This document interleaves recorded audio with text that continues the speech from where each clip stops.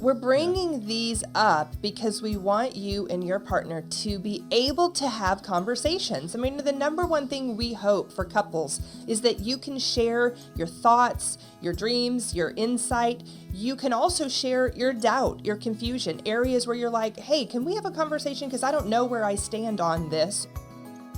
This is the Connecting Couples Podcast with the Real Imhoffs. Hi, I'm Chad Imhoff. And I'm Angela Imhoff, and we're about 4 episodes into this series we're doing called What We Wish We Knew. We didn't realize how much we were going to enjoy talking about this stuff, but we have a lot to say when it comes to things that we just wish we had insight on before we got married. And I want to just say, too, it doesn't mean we wouldn't have chosen each other. It just means that some of the tricky spots that we have navigated in our relationship might have gone a little bit more smoothly. And so we want to bring to you just content topics that will help you go back to a conversation maybe that should have been had, or maybe have a conversation about something that can be adjusted slightly and go a lot better for you in the area of relationship, in your marriage. This whole topic was really birthed out of us doing this premarital work that we've kind of developed, and we're like, man, so many people need this information. So many of us just didn't get this information. We get married and we kind of expect love to do its thing, and kind of we'll figure out how to do it. We kind of build the ship as we go sometimes. But it's really important that we take the time to have these discussions. And I know that understanding doesn't always equal change, or doesn't always equal difference in your relationship. But sometimes when I know kind of why it's hard for me and Angela to talk about something, or where her patterns or history or what she's done, where that all came from, it really helps me have empathy for her. It really helps me kind of slow down and not be frustrated when she's not able to make a decision, or really pushes to make a decision, or wants to do something a certain way on vacation or whatever, so that I can kind of go, oh yeah, she's just always done this, and that's kind of who she is a little bit. And I go, that's part of what I love about her, actually. And I can see her a little bit differently than if I just kind of hold on to my rigid way of doing it, or see her things as rigid and how she does it. And so we're going to dive into that. We'll dive into some topics today. This particular episode is really to help us kind of go back and ask ourselves, what did I learn from my family of origin? The topic of this episode is topics, specific topics that when you consider what they are and how your family, the family you grew up in, talked about them and interacted with the conversations around the topic, you bring some of that to the table. So let's kind of just bring one up so that we can give you an example. And what we're asking you to consider is, was it easy to talk about, hard to talk about, or was it never discussed at all? And then we'll also share why this is important on both sides. So the first one, we kind of just made a list, and we do this with our premarital couples and have them really assess in their relationship why some of these conversations are hard to have. So the first topic is money. In your family of origin, was it easy to talk about money? Did you guys have lots of conversations about money? Were you shown how to handle money? Did you get insight on whether you should save or spend or tithe or buy a house or rent or whatever those things were, invest? Or was money never talked about? Or what were some of the interactions? And so, Chad, why don't you start? Was it easy? Was it hard? Or was money never discussed? Money is such a funny thing. In my family, money was one of those things that we just didn't really talk about.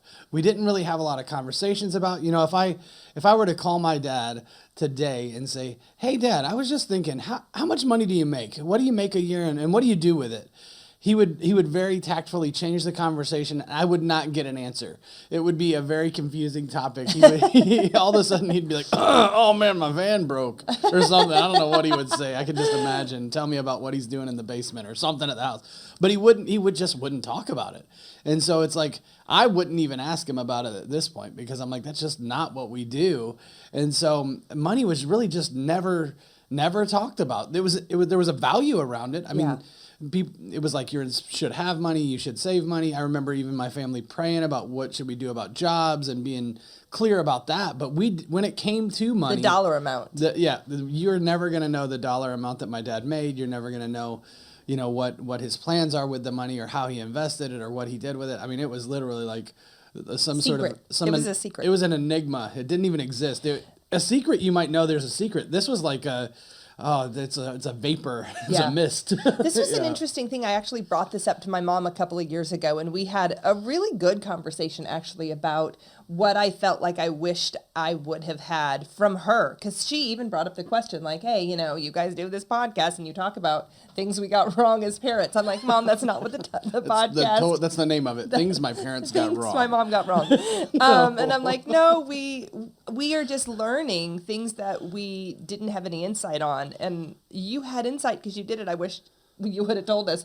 Money was one of them. I remember growing up, my mom and dad had things like finding thrifty or on sale or clearance items was always like our first point of contact. If we go into any store, where we start at that store is the clearance. And if we can't find everything we need on that clearance aisle, then we like venture into full price items. My heart feels warm and fuzzy when you say that. I'm telling you, because I love a clearance aisle. Go ahead. But I even remember being in school, and kids are just cruel sometimes, but being bullied because I had like off-brand polo shirts, or my sodas were soda pop, not Coca-Cola. Sam's Cola. Yeah, like Yeah, things yeah. that I didn't realize my parents were actually making choices to be frugal with their money or save, and I didn't understand why.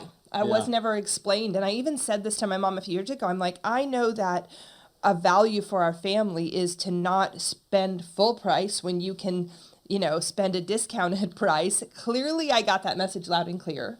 Or not buy a really expensive shirt or pair of jeans that I might want when you can buy a discounted kind of okay shirt and pair of jeans. But I never knew, here is the total amount we make, and out of that amount, this is the percentage we save. This is the percentage we tithe. This is the percentage we use to budget for our food. This is none of that. There was just no insight on how to actually maneuver the money. And we have this conversation with so many engaged couples that are the same. And we often encourage, part of our story is we went to a credit counsel and helped us understand what could bring our credit number up. Chad had no credit at all when we got married. And so there's like, build credit so we can buy a house. Or now, what does it look like to save to pay cash for a car? If the Dave Ramsey get out of debt thing, there were things that we were learning that we had no insight on. And so us having the conversation in our marriage was influenced by what we didn't get or didn't know from our family of origin. So that's one topic. We want you to kind of just consider, what do I know about these topics and how does that affect how we interact around it now? So let's move on to the next one. Okay. Politics. Ooh. This one, especially in the last year, has been kind of a hard topic because we have seen a lot of couples come in where they thought they agreed politically, but because there has been more exposure, more things in the media, more, I think, really hard stances taken on either side, couples will now go, wait a minute, I thought we agreed on this, and now we have slight differences. How do we navigate that? What about your family? Well, I mean, in my family, everybody talks about politics. I'll say this about my family: they'll talk about almost anything. They just won't be specific about what they're thinking. So, like, we'll talk about politics on both sides. We can argue. I have conservatives and liberals or progressives, however you want to say that, in my family. We've had really hard conversations. My dad will listen to both sides of arguments, and mom will too. I think we're pretty open when it comes to politics. We will discuss what, why, when, how, and they'll really give you their opinion. And it really doesn't become a fight. It really is just kind of like this, hey, this is why they do this, or this is why they do that. And politics, we've kind of always seen pretty easily as like, oh, these are trades, these are negotiations, and kind of we see politics as really something that's just something to get a job done. The government is something that gets something done, and it's like, what do you value and how do you value it, and then ask them to do it. So it's in my family really easy to talk about even things we don't agree on in politics. In my family, it's a little different than that. It feels safe if I think about addressing politics with my family, even something like, who are you voting for and why? My family is pretty confident in whatever choice they're making. So once they decide that they're going a certain way, then their number one goal is to convince others to go their same way. And so it's really a challenge if you don't agree exactly with anything they're agreeing on. Their number one goal is to persuade you. And so if you are not in agreement with their choice, just know that you're in for a very persuasive conversation. And you either have to fold or stand your ground, and you have to have the stamina to be able to do that. So I remember Thanksgiving of 2010 with your brother having a conversation, and I mean I guess I'm pretty well versed at having these kinds of conversations, but I'm like, okay, I'll just validate him and hang out with him. And I think that was maybe why we got married. Yeah, like I saw him not engage the argument and just totally say, yeah, that's a great stance. I'm so glad that you're sharing your position, and didn't like I didn't push back. Him, I didn't have push to. back. Yeah, it went really, really well. So in my family, if I think about politics and some other things too, like faith, and there are some things that you can engage the conversation if you agree with them and there's some sort of alliance. And then it's a very, validating conversation for everybody. You feel encouraged and seen and together. But if you come at the conversation with a different perspective, or even try to convince them their perspective might be off and they should consider this other thing, be ready for, not only the conversation, but then lots of email, video posts about why Somebody who you're says wrong. why. Yeah. Oh man, Facebook's so good. But I for can that. imagine now you and I engaging in a conversation around politics or something where either one of us takes a hard stand. Even for me, that pursuer part of me, right? My family of origin really nurtured my pursuing energy because there are times when I know I have to come and talk to you about something and I kind of bring my argument with me. Yeah. Like if I'm going to have to defend my position, I have to have my talking points. So here we go. And then you'll be like, oh, that's a great idea. Let's do it. And I'm like, oh, that was way easier than I thought it was. It doesn't have to be this hard, you guys. I don't know why people are freaking out over politics. Anyway, and I'd say that. I know why that some of the stances are really important. And I'm not trying to be dismissive about any of that, but it was just something I've always been able to just kind of talk about. And again, I learned that from my family. It was a good thing I got. We're bringing these up because we want you and your partner to be able to have conversations. I mean, the number one thing we hope for couples is that you can share your thoughts, your dreams, your insight. You can also share your doubt, your confusion, areas where you're like, hey, can we have a conversation? Because I don't know where I stand on this, or I don't know what I want to do with my money. And let's together make a plan or decide what we're going to do or who we're going to vote for, what our family believes in. And that conversation can go a lot better if you have some insight on how the influence has been. Yeah, and again, we're just saying, like, right now, we're only talking about what we learned in our family of origin. We're not saying what we do or believe in our family. About money, about politics, about any of it. This isn't to fight. It's like, where did that come from, is this conversation. So this is a great one. The next one that we're going to talk about is sex. How did your family talk about sex? Did you have a great sex talk and sit down with your mom or dad and have this explanation of the human body, how it works, and how we're designed to be together and enjoy sexual experiences and pleasures? This is How'd that when go for you, Ange? I wish my podcast talents had like crickets sound effects, because I would play some crickets right now. No, we did not talk about sex. There were no conversations about it. I know that there was a definite push that young Christian girls shouldn't have it, and that it was possibly bad. There was some implication there. And if we were watching a television show or a movie back in the day when we, had VHS, my parents would fast forward through scenes, or this was a great one I loved, they would hold a pillow up in front of the TV. So I understood the fast action of sex, if it was happening on the screen, or the sounds. The fast action one. Because in fast forward, they were like fast forwarding through it. I'm like, something is happening. Something's going very fast. They're naked, now they're moving fast. Oh my like I just didn't think about that, folks. Didn't know what it really was, and really even being curious about it sometimes, like, I wonder what this is, and can I talk about it? It was usually dismissed, not discussed, and then I would feel bad about even bringing it up. Yeah. No, it was kind of the same in my family. I want to say that, like, there were talks about sex, and we would, kind of have some like expectations. I think it was cultural expectations, for us as guys. I lived with two brothers. It was me and two other brothers. And so we all kind of had this like bravado. We all played sports. We all did lots of different things. And so there was this like, hey, you can be flirty, you can have girlfriends, but there wasn't a real practical discussion of how does that work. And so we kind of knew about sex and kind of figured out some sex stuff, but sex stuff. But we didn't. I think where I primarily learned about sex with friends at school. I mean that there, conversations in a hallway or having a friend tell you, or a health class. I was in the class and my football coach telling me, hey, this is the birds and the bees. Oh, I just think about a little pitch I want to say. The world out there will definitely influence our children about sex if we don't take the time to tell our children what they want to know. So that's my little plug. If you're a parent with kids, talk to them about sex. Well, and what really is sad is there's these expectations that kind of get put on us. And I'll say that from my family of origin, I think, and really the lack of influence from my family of origin. Yeah. There wasn't like this is how you engage in sex for pleasure with a partner who you're committed to.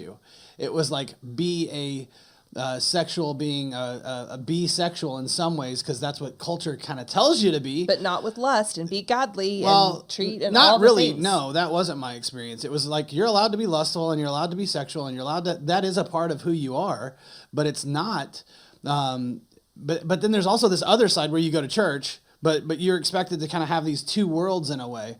And it was really confusing. I mean, it really kind of led to a breakdown in like some of my faith a little bit, to say I don't know how to talk about or be sexual and not be this other thing, right? That culture has told me. And then also go to youth group on Sunday morning and think, okay, how do I navigate that? How do I be respectful and loving? And then how do I also kind of stay in this place where everybody expects me to be the star football player on Monday, right? The guy that is kind of that guy. And so it was really confusing. I mean, it just left me in a vague space. One of the reasons we want to bring these topics up is to say, have you considered what your partner's experience is around this topic? So now if Chad and I have a conversation about sex, it's not just this is my view and I'm bringing my view to you. It's how does my view and my experience with how I learned what I understand now interact with your view and what you learned and understand about this topic? That is what is kind of causing a little bit of conflict when we have a conversation, is that sometimes we approach these topics with what I understand and what I believe is the right way on either side, instead of what do you understand and believe about this topic? What do I understand and believe about this topic, about politics, about sex, about money? And how now do we come together with this topic and form, again, we keep coming back to this concept, our family, our ideas, our values, our mission statement around faith, politics, sex, any of these topics. Yeah. Well, and I want to say, again, we're heading into our connect point in just a second, but I want to say the goal here is not that we would arrive on a topic or get into a fight over this, or the goal is that we would go back and we would look at this and say, where did I learn this? How did I learn this? And how do I want to navigate these conversations that are pretty central to values and to ethic and to even family direction, and say, this is a big deal. These things that I didn't learn, or the way that I treat sex, or the way that I treat politics, or the way that I treat money is really impacted by what I learned back there. And if you can kind of look at that and hold that in tension with your own experience with your partner, it really helps you guys have a different conversation about it. Again, not to start a fight, not to push on something that would erupt and say who's right or who's wrong, because there isn't. Right. I mean, there are smart people on all sides of every conversation. The truth is, how do Angela and I navigate a conversation around sex when neither one of us had that talk, when neither one of us had a good example of how to discuss this? We didn't have that kind of safety around sex. And man, I'll tell you that the topic of sex is one that I want to make sure that Christian couples talk about. Yeah. It's something that Any really, couple, really, but definitely. but I think in Christian culture, it really got shut down. Yeah. In my generation, it was like, hey, don't do that. Purity Don't talk about culture. that. Don't think Yeah. about that. Don't be that. Avert your eyes all the time. Make sure you're pure. And yet, culture at large kind of said, be sexual, be this other thing. So I think a lot of Christian couples especially are stuck in this dogma around Yeah. it. And so I want to encourage you to have that conversation. Like, where did I learn this? What do I believe about it? How do we talk about sex? Before we wrap up this episode, I want to bring up one more thing that I think is really an important topic, which is the topic of getting it wrong and then asking for forgiveness, and then also offering forgiveness. In your family of origin, did you see your parents, your siblings, people in your family say, hey, I'm sorry, I did that wrong, or I hurt you, or I misled you, or I disappointed you, or whatever the thing was, I'm sorry, can you forgive me? And then was there an active practice of the person saying, I forgive you, it's okay? Because I didn't get any of that in my family of origin. Even though I come from a very faith and God-fearing family, we didn't have a huge practice of, I'm sorry, can you forgive me? The reason I bring this up is because pursuers and withdrawers get into conflict, and we've already done the anatomy of a repair was one of our series where we talk about how we overcome, make an amends, do a repair, and restore some of these fights that we have. Some of these places where we get into conflict. And if we didn't have an experience of what it looks like to do that repair, it can be a really challenging conversation to have. Yep. That's so good. I like that, you're thinking about that and saying, hey, how do we repair? If we didn't see repairs happen, if conflicts were always just shut down or somebody blew up and then we got past it, we just got over it, so to speak. Pretended it didn't happen and go back to just interacting normally is usually what my family did. Then those conversations weren't modeled for us, and it's going to be hard. Yeah.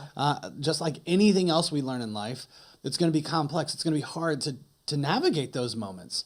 And so this leads us to our connect point, Ange. And so if you guys would take some time and kind of make a list, and you can just use the 3 or 4 points that we've mentioned here: money, politics, sex, forgiveness.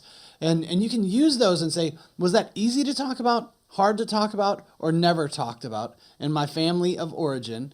And then have a little conversation with each other about what was that? Why was that? What was your experience around that topic, and can you consider your partner's experience and how that interacts? We would even love it if, in addition to the 4 that we mentioned, add a few of your own. Make a list of other topics maybe that you guys have had a challenge navigating, and ask your partner their experience around whatever that topic was. Well, and every one of these topics probably deserves a series of It's episodes. true. So I was talking about sex a minute ago, and I'm like, man, I could just go We on and need to on. do a whole series on it. But I'm like, take the time to sit down and break it out. And if you get to the politics section and you realize, oh wait, there were about 10 things in politics that we did or didn't talk about or can't talk about in our relationship, I would encourage you to say, oh, well, how did that get handled in my family of origin? Yeah. And look at that for a little bit. Thank you so much for listening to this podcast Absolutely. with us. Thank you for being on this journey with us. We really do consider it a privilege to get to journey with you. If you're enjoying this and it's something you think, hey, this is really helping our relationship, please like us, give us the thumbs up, rate us, give us a comment, send us feedback. We really do appreciate that. We like that. It also helps us get in front of more people. Share it with a friend if it's something that's helping you. Thank you so much for checking this out. We'll see you in the next one.